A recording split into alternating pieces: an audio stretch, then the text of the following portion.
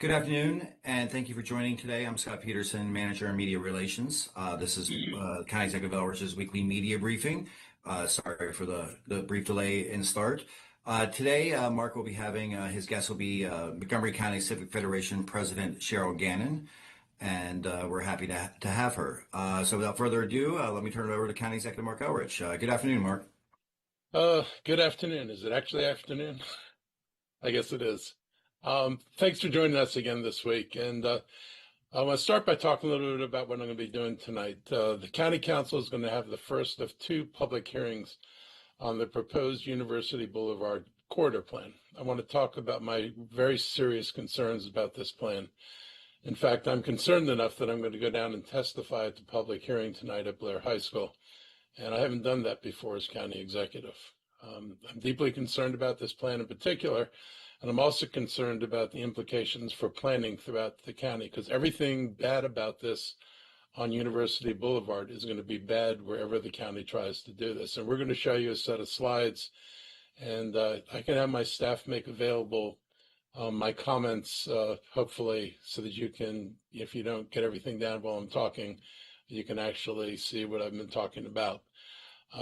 Last week, per county guidelines, I submitted a memo outlining numerous concerns with the plan, and I want to mention some of them now.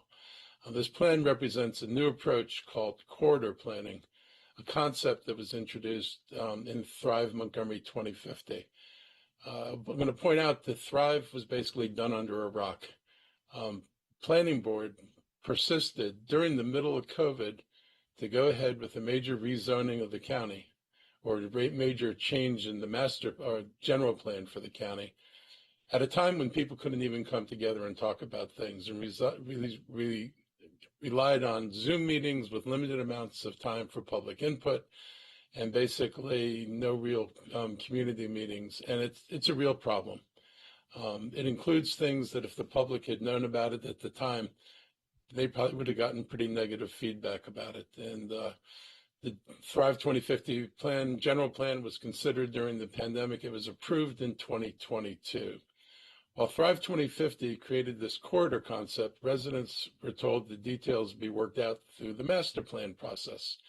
Little did they know that the planning board had plans to change the master plan process. University Boulevard corridor plan is the first of the Thrive corridors, and there are 8 more identified in Thrive, and you can see them on the map.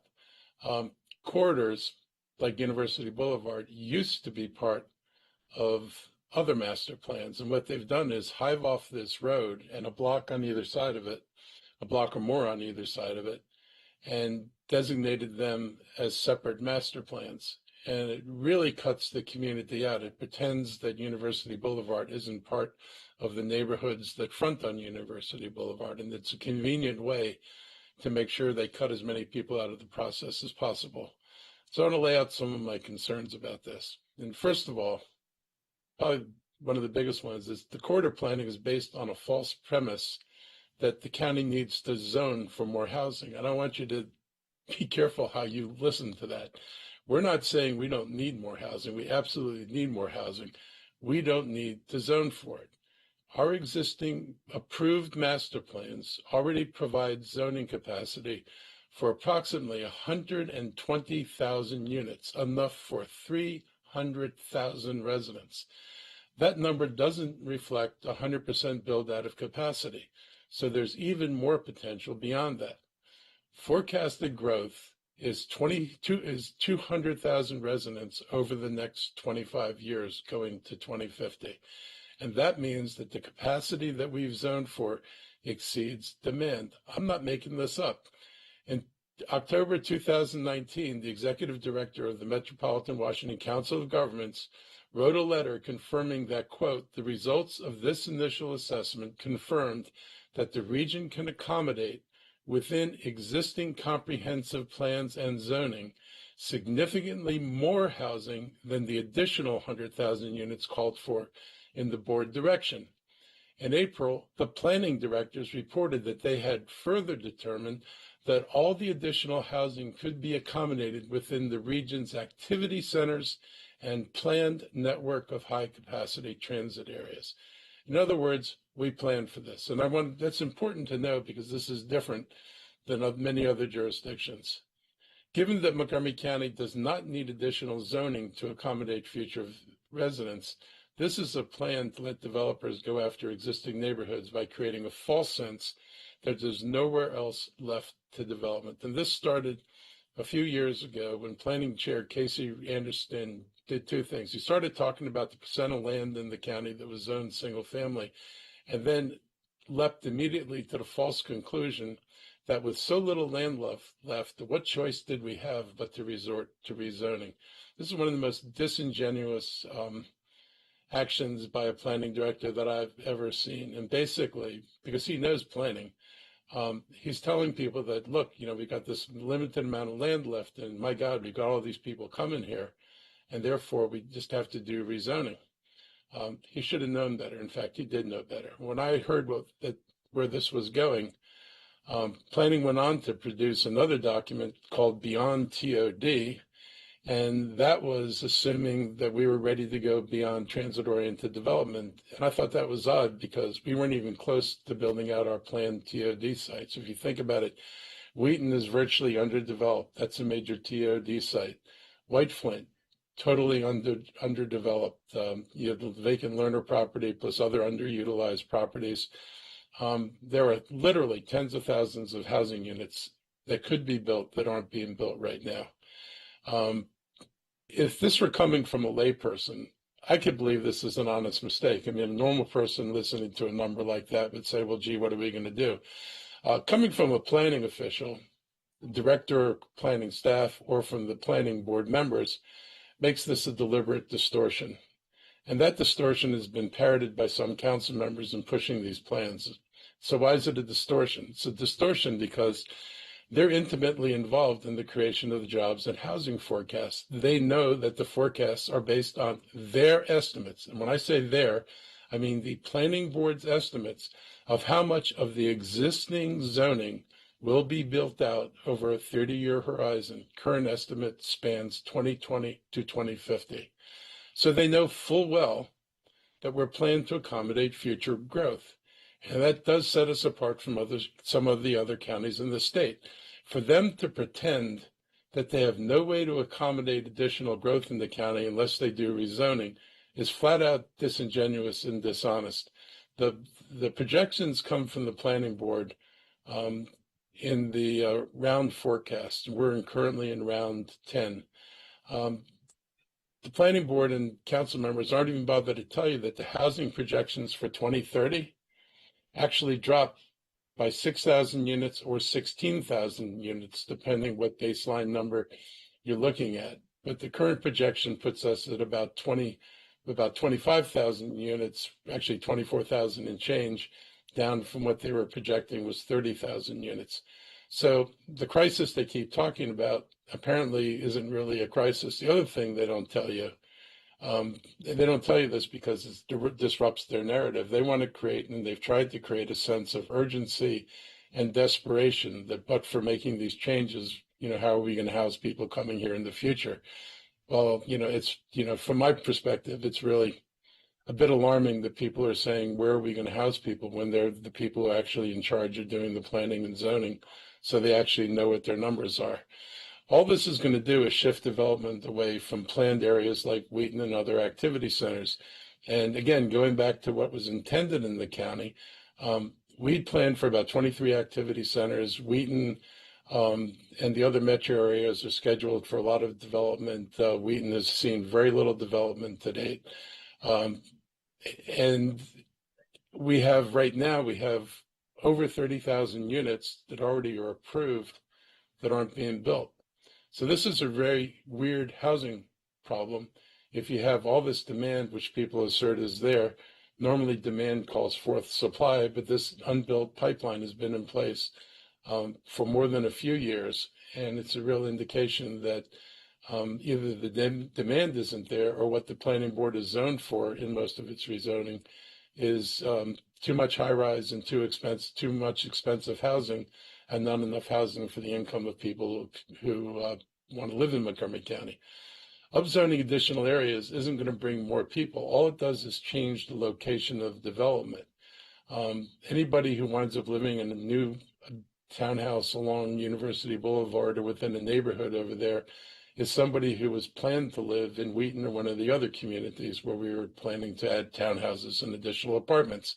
So it draws people away from areas that we had already planned for growth, which means that they're adjacent to Metro Rail and bus hubs, and this is where jobs were supposed to be located. So we had, done planning in the county that tried to align access to transit, access to job, access to new housing in the centers throughout the county, so that you didn't wind up sprawling development out along the roads in Montgomery County, which makes it harder to capture those people as riders, and it makes it harder. It makes them totally auto dependent.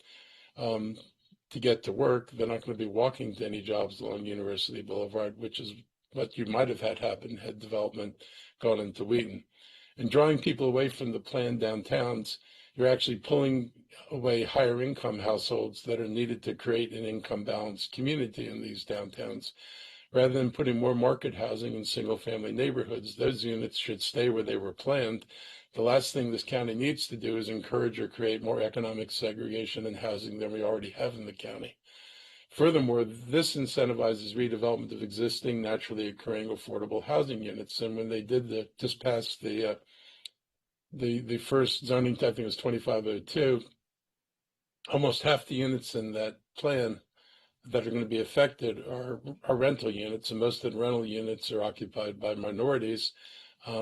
You're going to lose a bunch of affordable ownership or rental opportunities, and you're going to lose them for primarily a minority population that's not going to have another place to go. And again, it's astounding, the park and planning response to when I won't say who it was, but one of the board members, when asked about this, said they'll find someplace else to live. If you know anything about the incomes of people who live there, they're not going to find someplace else to live. They were lucky to get rental housing on, even if it was on University Boulevard. It is not something that's readily available, particularly in the form of a single family home. The upzoning also inflates land prices, and it undermines affordable housing. Real estate people have been very clear that new housing in existing neighborhoods will be the same or higher than existing housing. And this is confirmed by a study the Park and Planning itself did. They did a study of East Silver Spring, and this is back when they were calling the attainable housing plan the affordable plan.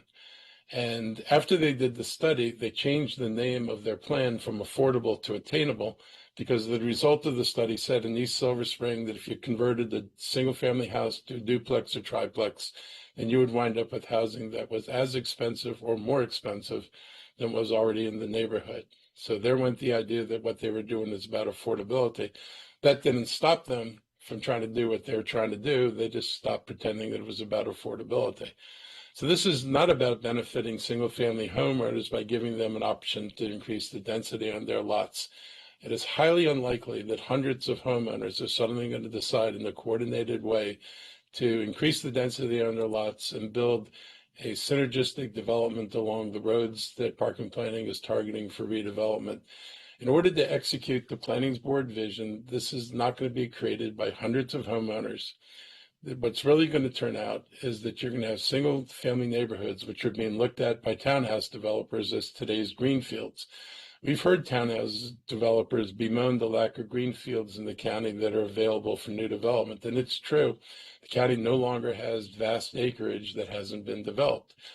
Opening up single-family neighborhoods would enable them to buy blocks of housing, which is what's going to happen, and they're going to pay more than current market prices so they can build their townhouses and also add commercial uses. Nothing affordable is going to come out of this. If people had wanted urban density, and I'm talking about the residents, they would have chosen different places to live. And for as long as I've been engaged in planning processes in this county, which is like 4 decades now, what we've promoted, when we've promoted the county, we often are promoting our single family neighborhoods to potential residents. Now we're telling people that there's no guarantee that the neighborhood that you chose to live in or might want to live in will actually remain that neighborhood. And not because of what residents want, but because of what planners want. And that's not the way the planning process is supposed to work. I'm fully aware that other jurisdictions, Minneapolis, halfway across the country, but Arlington next door, and some other cities around the country have engaged in rezoning. But if you look at what happened to them and the situation they were in, those jurisdictions were unable to accommodate what they thought was going to be the future, what they think is going to be their future growth potential. They're not able to accommodate it within their existing built environment. Arlington is largely built out. There aren't green fields left in Arlington. There isn't significant planned additional growth to accommodate who they think is coming here. And without capacity, these jurisdictions were left to make decisions about rezoning the existing parts of their counties or cities in order to accommodate future growth pressures. Montgomery County is different, and as I've shown already, we already zoned and we already have the capacity. So we've put ourselves, from years of work by various councils and various planning boards, of putting ourselves in a position where we actually have planned for future growth, and the planning board is now pretending that that's not what we've done. We've also lost community-based planning, and this is something the planning board's been, very determined to do. In the past, master plans relied on advisory boards. I actually served on an advisory board. I was appointed to the sector plan committee that redid downtown Silver Spring. And on these boards were residents, businesses, and developers who worked with staff to create our master plans and sector plans. There was significant community and business input into these processes, and the plans were actually voted on by these boards and sent forward. The planning department's completely gotten rid of community involvement. They go out to the community, they start by telling them what they plan on doing. They get comments from the community, they largely ignore the comments from the community, and then send the document forward to the council. I'm glad the council's taking the trouble to actually have a large community meeting on this, because the planning board didn't do this. And I expect there'll be a large crowd out there tonight at Blair. This is not, what the planning board is doing is not the way to do planning, and undermining, the history of planning in the county is not doing us any good. Back in the days when we had advisory boards, the role of the planning staff was to inform. So when we were sitting around and talking about downtown Silver Spring, and excuse me for getting wonky about this, but one of the things that the planners brought to our attention was that the buildings that were built in downtown Silver Spring weren't around the metro, which is where they'd anticipated development to occur when they put the metro in place. And so they were looking to change zoning that would facilitate more development closer to metro and less development on the fringes, or less tall development on the fringes of downtown Silver Spring. We wrestled with schools, we wrestled with traffic, we wrestled with all the issues you're supposed to deal with, and we did it at a community level. That doesn't happen anymore. The current approach dismisses residents, and the community feels ignored and alienated. This shouldn't be a shock to anybody. And the rhetoric around this has at times demonized single-family neighborhoods. Some have gone so far as to blame it for the county's segregated past. And the problem is that segregation here was rooted in land covenants to block the sale or rental of property to both Blacks and Jewish people pretty much throughout the county. After the Civil War, the Black population of the county was around 30% or more. And between 1870 and 1960, that population significantly declines to under 4% by 1960. And that's because Black families had no place to move and no place to buy land, because they were locked out of land in the county.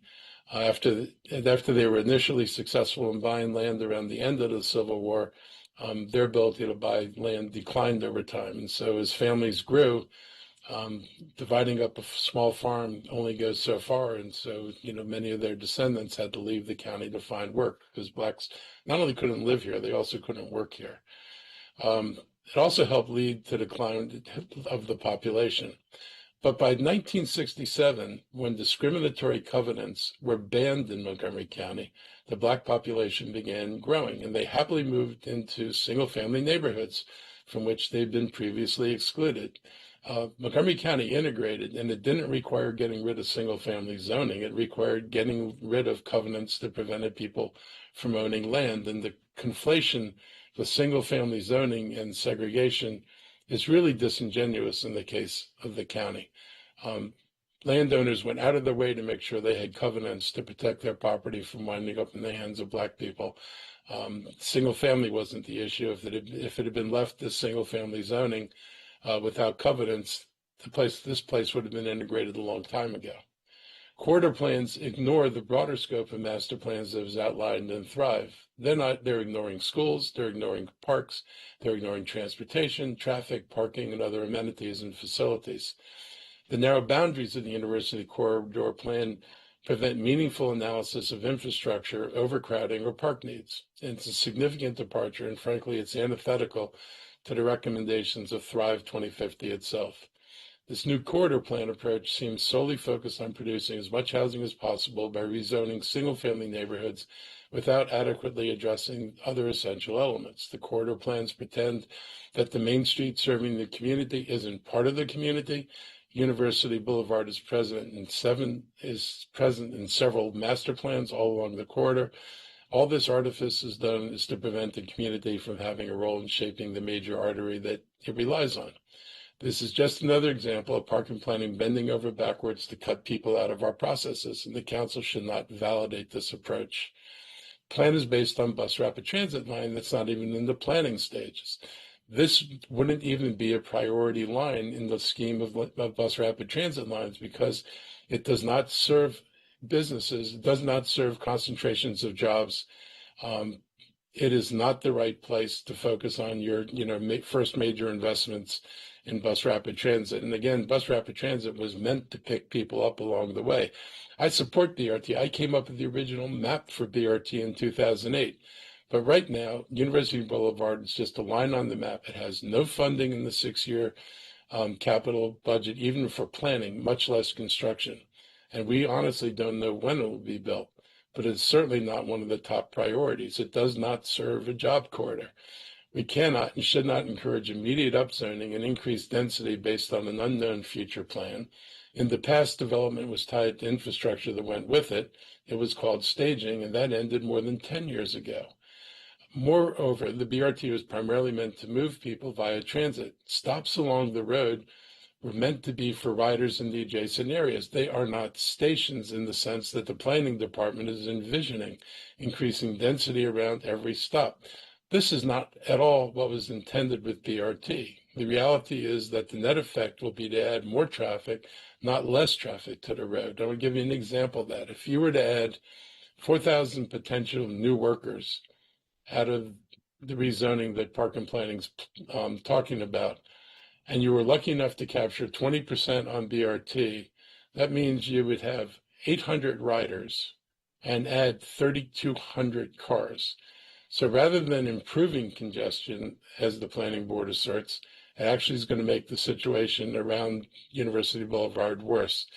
That same development, were to go to activity centers in the downtowns that we had planned it for, provides more local job opportunities that people could actually walk to, and more options to move in different directions to work, whether by car or by transit. So it is actually the worst place to be doing development. The best place is in the centers that we planned for it. Of course, there are already long lines backing up along Colesville Road for entrance to the Beltway. Some of the plan's proposals could drastically exacerbate the situation. The only discussion of impacts on existing traffic is in Appendix F, which is not attached or even referenced in the draft itself. So if you're a resident, good luck finding it. Furthermore, the narrow, arbitrary boundaries of the plan do not include enough of the road network to assess the consequences of changes to University Boulevard on other roads. The plan proposes realignment of streets and connection of streets. Connection of streets means getting rid of dead ends. It's all designed to facilitate more cars moving through neighborhoods. That's not why people move to quiet suburban neighborhoods, to have more through roads that would induce more traffic, or to have commercial uses planted in the middle of the suburban neighborhoods. We didn't plan these as urban centers, and the streets aren't designed for the level of traffic that conceivably can come with this. And adding more through traffic is not going to be something that's positive for the communities.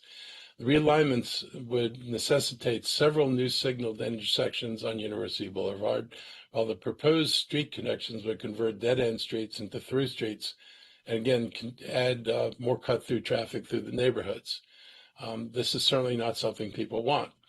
The impacts of these changes, of course, are not analyzed or addressed, not even in the appendix. The planned zoning directly conflicts with the recently passed ZTA 2502. Residents are confused by the different housing proposals. I will say there's something similar to what Donald Trump is doing and what the planning board's doing, because you're getting the 2502 ZTA and you're getting the corridor plan for here, and you've got attainable housing behind it, where people are getting overwhelmed with what the planning board is talking about and not having any opportunity to digest or have a role in this. University Boulevard Corridor Plan proposes rezoning the predominantly R60, R90, and R200 neighborhoods to the CRN zone. You can see the maps on pages 27 and 28. The plan goes beyond the ZTA with rezoning that reaches beyond corridor fronting properties and bifurcates established neighborhoods, leaving some sections in an existing master plan area and moving other sections into the University Boulevard Corridor Plan. Again, this is a disingenuous and frankly, I would say unprecedented and unjustified bifurcation of communities. These operate as cohesive wholes, and treating these as things you can just draw a line on the map and say this is separate from that is not a very genuine way to do planning. And of course, in none of this are the full impacts on the communities taken into account. You can see in the map, 193 is University Boulevard, for people who don't know that, and then you can see the neighborhoods along it that are encompassed in the dotted lines, then that's the area that's the target of redevelopment. And, we've got a shopping center at University in Colesville. We've got a shopping center in Wheaton. The idea that we're going to try to add commercial things in between those two things along the 3.5 mile line is probably not a sensible thing either. This is also not about affordable housing. The existing area is already affordable area with renters and single family homes, people who live on or near the University Boulevard corridor, many in naturally affordable homes have come out to voice opposition, but their concerns were dismissed. We could see displacement of renters and the loss of cherished neighborhoods serving businesses as naturally affordable housing is replaced. And this plan does not even have a policy of no net loss of affordability. Anything that has to do with affordability is aspirational. Anything that gives developers additional capacity is concrete. It's kind of a reverse way of doing things. The environment, this plan will inevitably result in reduced tree coverage and increased imperviousness, contrary to climate change goals. The Department of Environmental Protection points out that increasing allowed density and the intensity of development will almost certainly result in a decrease in tree canopy, increase in impervious surfaces. It means increased heat island effect, reduced absorption of stormwater, and greater flooding risks, directly contrary to our climate change goals. When planning staff presented the plan to council yesterday, they did not mention the lack of funding for BRT, convenient omission.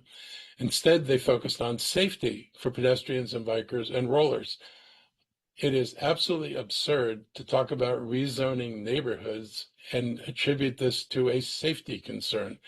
If you want to address safety, you actually address it on University Boulevard. There's no question that improving safety on University is a priority. It is actually ranked high on the state's list of serious injury crashes, and it's the only county road in the state's pedestrian action plan that will recommend safety enhancements this fall. So the council and the planning board should have a role in shaping the pedestrian action plan, and so we should be able to deal with pedestrian safety without going through rezoning the neighborhood. And like I said, it is ludicrous to suggest that rezoning the interior neighborhood or changing even the zoning on University Boulevard to actually increase the number of cars and buildings on that road has anything to do to enhance safety. But there are ways to address the safety issues without tying them to the plan that increases density. And focusing on safety issues now is a newly emphasized approach that takes away the focus from the fact that the rezoning proposed in this and future corridor plans will destroy the existing master plan process in favor of plans that are not supported by facts and deliberately diffuse community involvement. there is a better way to achieve our housing goals. More housing types and more affordable housing by revising the master plans that were zoned for high densities but haven't been built out yet. For example, we've zoned for too much high rise in the county. I have actually intervened on behalf of a developer who was told by planning board that they did not want, not by the board, but by planning staff, that they did not want to approve his project if he changed it from high rises to lower rise buildings and townhouses. Because what the planning board wanted was high rises, and what the developer tried telling them was that there's no market for high rises. There is lots of zoning for high rises in the county, and it's probably too much given the population projections going forward. It also means a lot of land is tied up, sitting there, waiting for enough demand to justify a property owner in building a 250 or 300 foot tall building. You're not spec building residential anymore. And so, one of the questions the planning board has not answered is why, with 30,000 units already approved, we're having a problem building things. If there was a demand usually calls forth supply. People don't build supply without there being demand for it. And so there's a very serious question as to why either the high rises haven't been built out or by why some of the master plans haven't been built out or haven't been built out more to a greater degree than they are right now. Our view is that the planning board should look at the master plans that really haven't been built out. And if they want to try different housing forms in those master plans, it's pretty easy to do because those plans have no involvement with going into existing neighborhoods. So you could accomplish this on a much more open tableau with much less impact on existing communities and still get the housing you want. And if it's about housing types, I don't know why you wouldn't look at your existing plans that haven't been built and take advantage of this as an opportunity to revise the housing types that you think you need. Most residents are very supportive of efforts to increase housing affordability, but they want us to find a way to get there without adding to our problems. Exacerbating traffic jams, overcrowding schools, and damaging our environment or overtaxing county services and infrastructure is not a very smart way forward, and there's a better way to do this. And it starts with rejecting the University Boulevard corridor plan. And I think the county should basically abandon the corridor approach in general and focus more on looking at what it's already zoned and trying to develop what we've already said we were going to develop, rather than putting development where it doesn't belong. But we also need to return to a more inclusive planning process that goes through careful review and consideration, more importantly, genuinely listens to and engages and involves our community. My guest this week represents many people in our community through her roles as president of the Woodside Civic Association and the Montgomery County Civic Federation. Cheryl Gannon is one of many residents who feel blindsided by this attempt to ignore master plans and change neighborhoods through zoning. And I asked her to come on today and talk about what she's hearing from her neighbors. So welcome, Cheryl. Thank you, Mark. Good afternoon. My name is Cheryl Gannon, and I'm the president of the Montgomery County Civic Federation. I'm also a resident of the Woodside neighborhood in downtown Silver Spring. The Civic Federation is a 100-year-old nonprofit countywide umbrella group of civic, homeowner, and community associations in Montgomery County. And through our members, we now reach over 40,000 households. We have a strong commitment to a transparent and inclusive planning process, including master planning, with resident community voices in the future of their neighborhoods. This University Boulevard corridor plan jettisons the master plan process that has been in place for decades and which allows growth and development to be implemented on a scale tailored to individual neighborhoods. Under the UBC corridor plan, neighborhoods are not treated as individual suburban residential communities, but are treated simply as part of large land masses for upzoning for developer opportunities. Doing it this way just invites problems from infrastructure to stormwater management, school spaces, traffic problems, and the loss of naturally occurring affordable housing. It's important to note that everything done in the UBC plan could be done in master plans. The only thing missing is community engagement, visioning, and buy-in to the plans, and that's just not okay. I want to thank the county executive for highlighting these issues today and for including us in this briefing. Our members have expressed profound concerns about the UBC plan and these concerns are shared by residents both inside and outside of the plan area, as this appears to us to be a prototype for future corridor plans across the county. The problems with the plan are numerous. I will try to list a few specifics. The plan upzones over 500 homes that are priced more moderately than many homes in many areas of the county and seeks to replace those homes with market rate multifamily housing. The council must answer the question of how this helps us to remove over 500 moderately priced homes from the inventory of available homes for purchase and potentially or really likely replace it with more expensive housing or rental housing. The plan places apartment buildings, some up to 100 feet tall, in commercial spaces near established, stable residential neighborhoods. The plan also expands denser development inside the corridors into single-family neighborhoods. Why is this necessary or desirable to disrupt these neighborhoods? There's no racial equity study on potential displacement and no measures to prevent displacement. The council should request a study from the Office of Legislative Oversight immediately. The racial equity and social justice review requirements should also be amended to include master plans on an ongoing basis. This plan is in conflict with the pending More Housing Now proposal and reneges on promises made by the council to residents during the discussion that corridor developments would not extend into neighborhoods, and the ink isn't even dry yet on that proposal. The plan assumes a functional BRT system when in fact it won't be implemented within the 20-year horizon for this plan.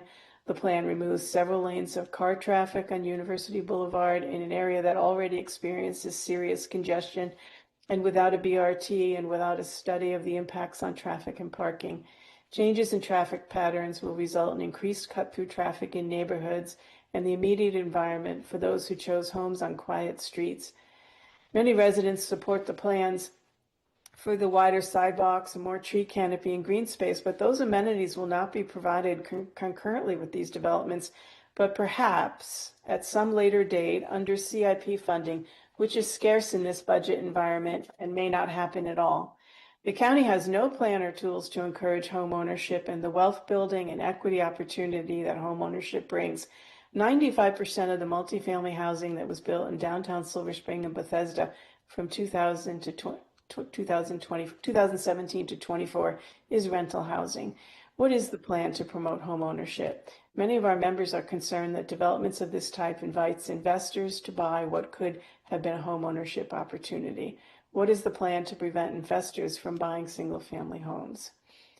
The formula for calculating school space has been flawed for a very long time. Residents want that improved and schools built out to accommodate growth as it happens. The master plan process must be restored. In my neighborhood, we have 3 different townhouse developments that were incorporated over time with resident engagement, saving trees and green space, and adding sidewalks for safety of pedestrians.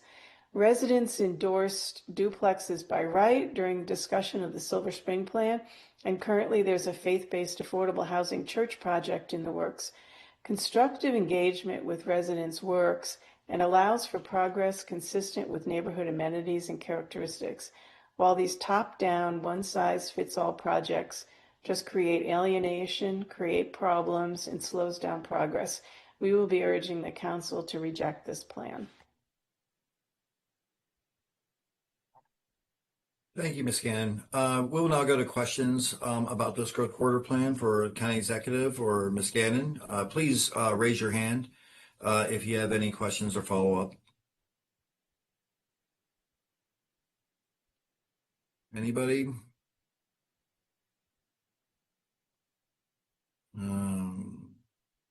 Okay.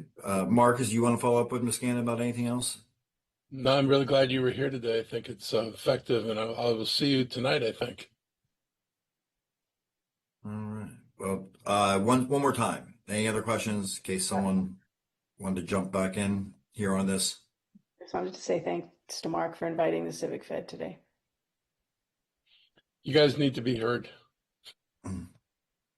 Thank you.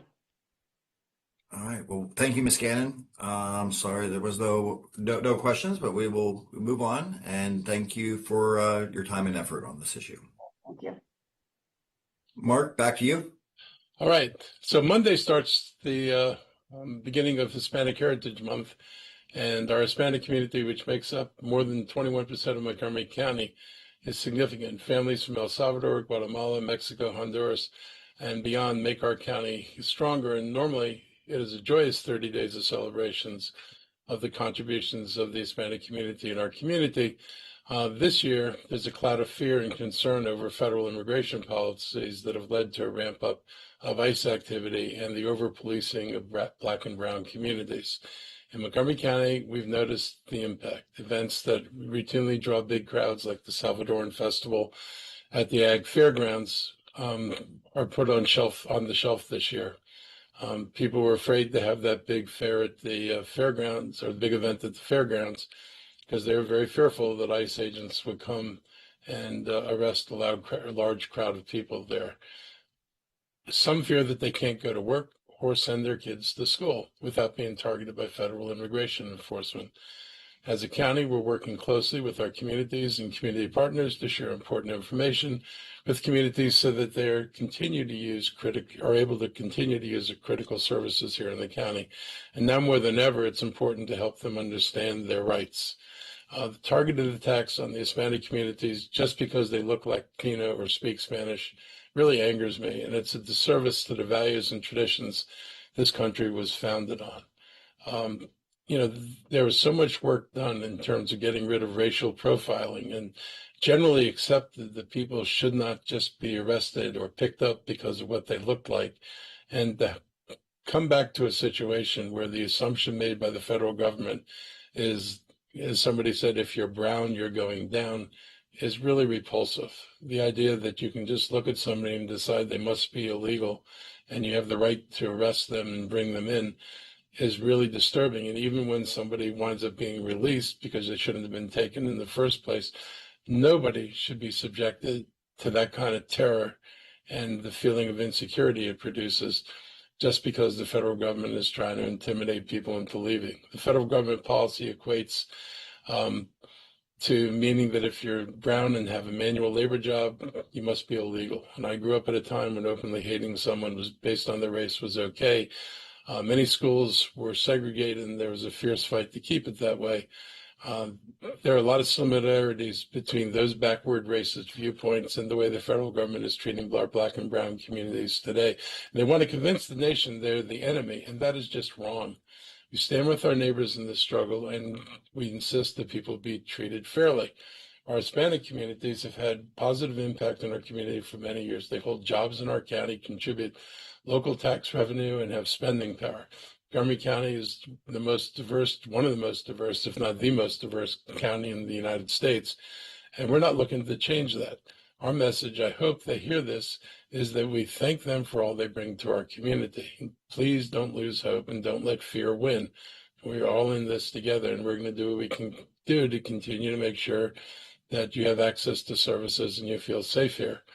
And finally, the assertion that Trump is cutting off these communities from taxpayer funds is actually inaccurate. I mean, I've gotten the letters, for example, on Head Start, where they actually talk about, American taxpayers should not be funding these programs for undocumented people. I want to point out that immigrant workers, most of whom are now, not under the table and working for legitimate businesses, construction companies, restaurants, hotels, all kinds of jobs in the state and the county.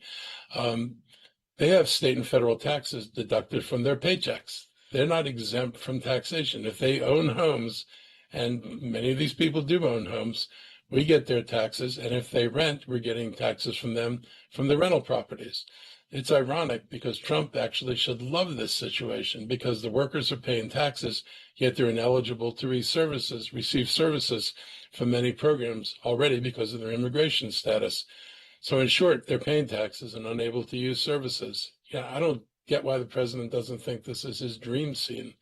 I want to note that, this is going to be an ongoing issue. We're monitoring what the federal government's doing, and we remain concerned about what happens when the big, beautiful, actual budget finds its way to Congress in October, and the amount of money going into ICE is certainly concerning. The target is $40 billion for ICE which basically gives them the ability to raise a nice army to carry out evictions on a much grander scale than what they're able to do right now.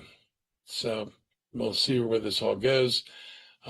Hopefully some people in Congress will come to their senses and realize that not having people working in your farms or in your meatpacking plants or in your restaurants or shops or construction is actually going to be a big negative impact on economic growth in the country. But we'll see who actually comes to their senses. I have some great news and to share about our ongoing efforts to ensure safe and healthy housing for everyone. Our latest troubled property report for FY25 shows a 69% decrease in the total number of units on the list we compile every year, dropping from 7,269 units in FY24 to just 2,264 units this past year. This means thousands more of our residents are living in safer conditions. We've also seen a 57% decrease in units on the at-risk list, going from 6,375 units last year to 2,740 units in FY25, which is really incredible progress. We're not stopping here. We're going to get as close to zero with both of these sets of numbers as we can get. Obviously, some landlords are paying attention. Our progress is giving more residents better living conditions, and it's a direct result of our focused strategies. Our DHCA, Department of Housing and Community Affairs, has stepped up enforcement efforts and cracked down on housing code violations. We have new tools we've put in place, which have also helped, a lot like our rent stabilization law, which limits rent increases on properties with violations. So if you're going to violate people's rights, you're going to lose your ability to get a rent increase. This has given landlords a strong incentive to fix problems faster and to get into compliance. And let's not forget the new tenant protection that was in Bill 6-25 passed in April, which further strengthened consumer protections for our residents. These measures have given our enforcement efforts a lot more teeth. Our DHCA code enforcement team completed more than 15,000 mandated inspections of multifamily rental units. Through their work, they identified and ensured the correction of critical health and safety issues like pests, mold, and inadequate fire or carbon monoxide alarms. We've also noticed property owners responding faster. They're addressing violations much sooner than what we've seen in the past, causing the rate of housing code citations for failure to comply to drop by more than half. That's another good sign. The law changes mean properties are now more likely to comply and fix violations when notice of violations are issued. The health and safety of Montgomery County residents remains one of my top priorities. While these results are something to celebrate, our commitment doesn't waver. We're going to keep working diligently to correct housing code violations, protect the well-being of all our residents of the county. And I am encouraged that more landlords are coming into compliance, and I hope this is a trend that eventually gets us to zero problems. That would be nice. September has been designated National Preparedness Month and a time to emphasize the importance of developing a prepared and resilient community. And even with this special distinction, just yesterday, FEMA announced it will close the National Preparedness Toolkit feature, which was used to help outline an organized process for the whole community to follow. How petty do you have to be to close down something that's accessible online? It's just kind of stunning. Emergencies come in all forms, from floods and snowstorms to high winds and power outages. During the summer heat wave, it was important for people to be prepared for scorching temperatures. Our county departments activated internal procedures and followed extreme temperature plans to protect lives and ensure a coordinated response. The county helps every family be prepared for planned and unplanned events. We share key information through our Alert Montgomery about weather changes and traffic alerts and more. We also encourage families to build emergency kits and develop plans for family members that cover when people are stuck inside or driven from a home. The Montgomery County Office of Emergency Management and Homeland Security is going to host a free Ready Montgomery Emergency Preparedness and Public Safety Fair on Saturday, September 13th. It's going to take place from 11 a.m. to 3 p.m. at Wheaton Local Park in Silver Spring, and will feature emergency preparedness talks, CPR, and AED training. Those are the AEDs are the devices for people who are in heart attack, and it's you should be trained to use these things, but the counties help get them out in more facilities around the county. Also, training people in how to control bleeding. Uh, if you can't make it, I encourage you to share the important messages being shared this month about being prepared through the county's social media channels. National Preparedness Month reminds us of the importance of individual awareness, community resources, and strong interagency collaboration. And the public's preparedness is one key to our collective resilience during an emergency. On another note involving public health, despite federal government uncertainty and rapid changes in vaccine policy, Maryland has taken steps to ensure continued vaccine access for its residents. Yesterday, Governor Wes Moore emphasized that health, safety, and well-being of Marylanders are the state's North Star, and they will do everything possible to ensure access to life-saving medicines like vaccines.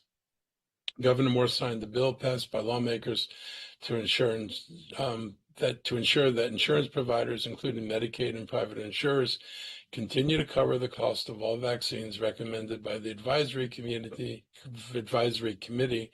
on Immunization Practices as of December 31st, 2024. Obviously, that's before things became insane.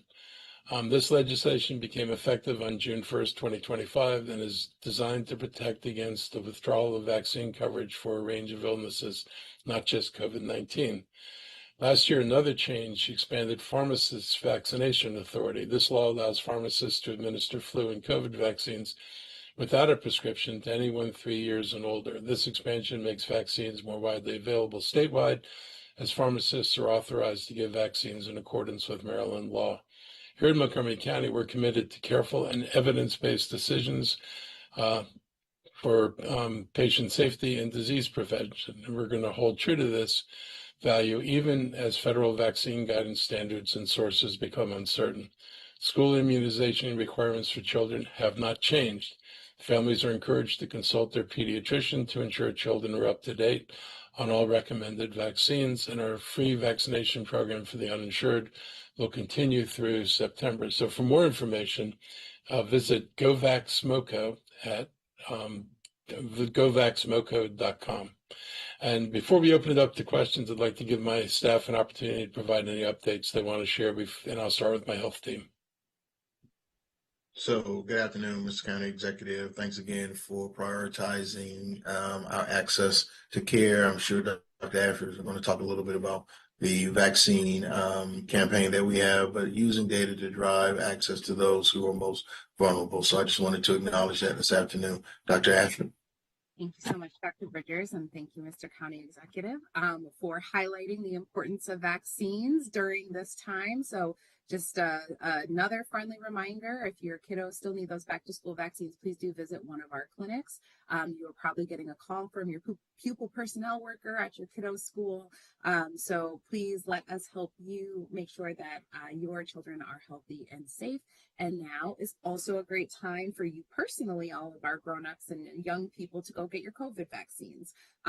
We are very grateful for the leadership of the state of Maryland that we are eliminating and do not have the barriers to accessing COVID vaccines that we are seeing in other parts of the country. So 'tis the season for respiratory viruses. Protect yourself, protect your neighbors, and thank you.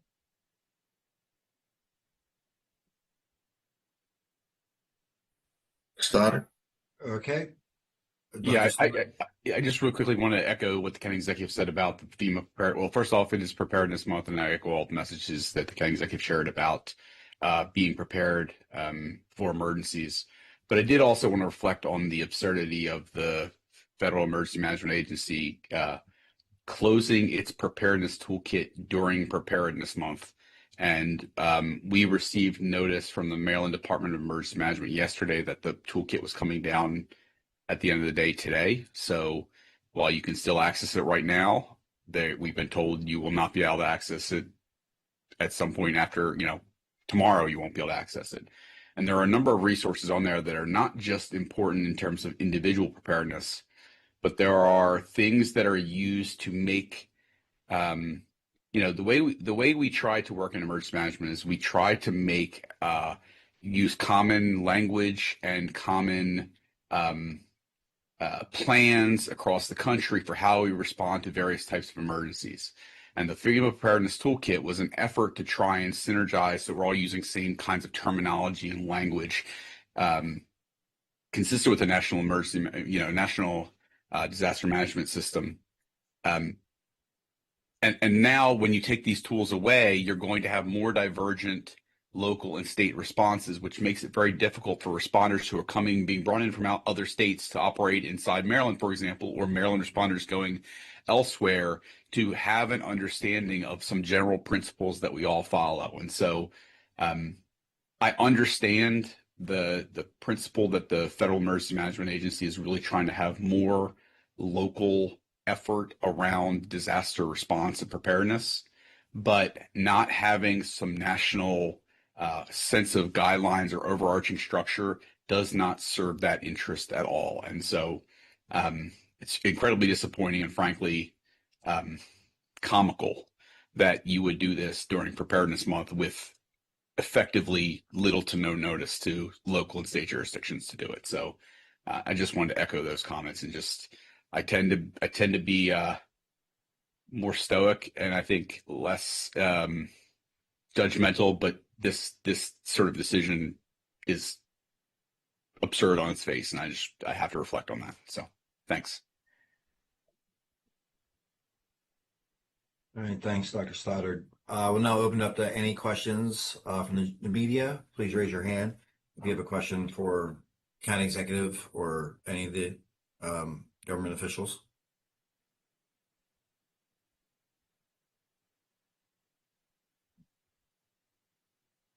All right, it seems like we have a media briefing with no questions today. Thank you, County Executive Elrich. I'll turn it over to you for any final remarks before we Thanks for being here, and we'll see everybody again next week. Thanks. You're bringing is staying with the client, and then also the recipient of the services are benefiting by you being the one to continue to